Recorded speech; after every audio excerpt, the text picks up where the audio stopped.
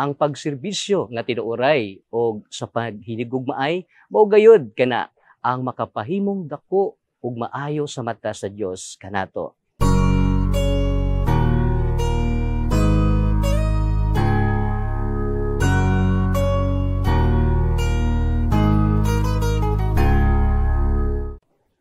May adlaw sa atong tanan.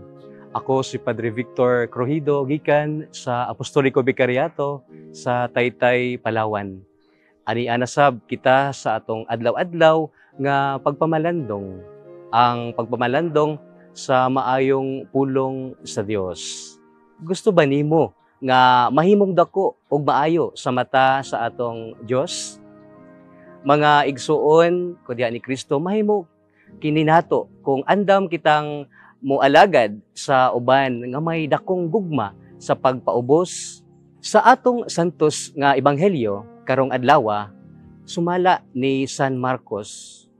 Kung usa kaninyo buot madakong tawo kinahanglan nga mag-alagad siya sa tanan og buot nga madakong tawo kinahanglan nga siya nga magpaulipon sa tanan. Kay bisan gani ang anak sa tawo may anhi aron dili alagaran kun dili sa pag-alagad og paghatag sa iyang kinabuhi aron matubos ang tanan. Kini gipamatud-an ni Jesus sa iyang mga buhat kung unsa ang iyang paghalad sa iyang kinabuhi alang sa tanan. Duha ka punto ni ining pagpamalandong. Una, ang pagserbisyo nga tinuoray. Ang ikaduha, ang pagserbisyo nga may dako nga gugma, yung handang ialay ang kanyang buong sarili, buong pagkatao dahil sa dakilang pag-ibig niya sa atin.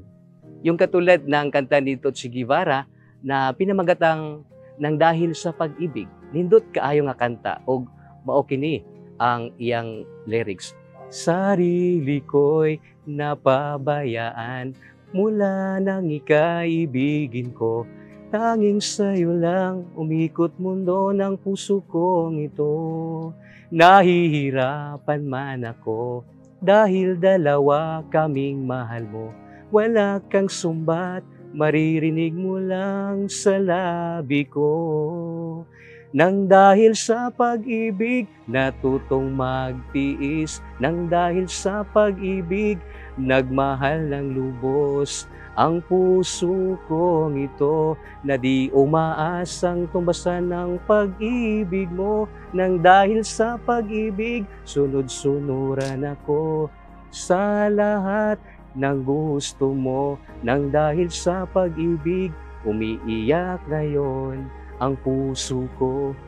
Tungod sa iyang dako nga gugma, gugma ni Jesus sa Amahan mao nga gipasidunggan siya sa Amahan ug siya nahimong agianan sa atong kaluwasan.